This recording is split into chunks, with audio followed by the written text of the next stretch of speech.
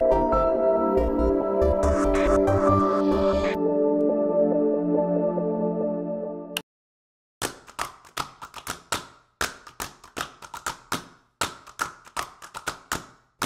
nom, c'est Guillaume Boudria-Plouffe, toute faite à mitaine de laine d'acier parce que, beaucoup des choses qui sont ici sont faites à la main.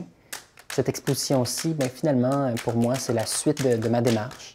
Tout ça a commencé avec une visite chez mes grands-parents en novembre 2011, où j'ai demandé à mes grands-parents s'ils voulaient collaborer pour des projets artistiques. Et puis, ils ont accepté. Alors, j'étais très content. Cette rencontre-là a donné naissance à 1, 2, 3 projets. Et finalement, c'est devenu l'ensemble de ma pratique depuis ce moment-là.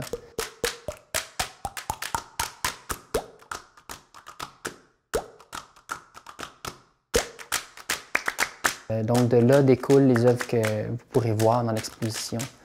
D'un côté avec mon grand-père qui était bûcheron, qui était draveur, de l'autre avec ma grand-mère, et dans plein de petites notes de touches quotidiennes et des objets du quotidien.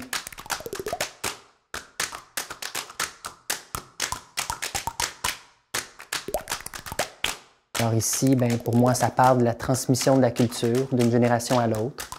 Et puis, entre autres, donc avec ma grand-mère, qui répète des expressions de parents à des enfants, qui ont tout à voir dans ce cas-ci avec la nourriture.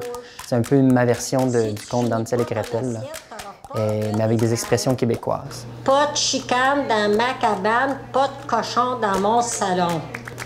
Pas de chicane dans ma cabane, pas de cochon dans mon salon. Alors, cette transmission-là d'une culture qui pourrait être populaire, une culture folklorique même parfois. Alors, j'aime beaucoup jouer avec ces éléments-là, avec un aspect plus ludique aussi, qui est plus près du jeu. Mais c'est sûr que, pour moi, ça parlait de quelque chose d'important. Il ne faut pas perdre cette culture-là. C'est important de la nourrir, de la réactiver, puis c'est ce que j'espérais faire avec tout ça. Mange ta main et garde l'autre pour demain. Mange ta main, puis garde l'autre pour demain. Vous voyez répéter? Les petites bébites ne mangent pas les grosses. Le chat, as-tu mangé ta langue? Mange tes légumes si tu veux devenir fort.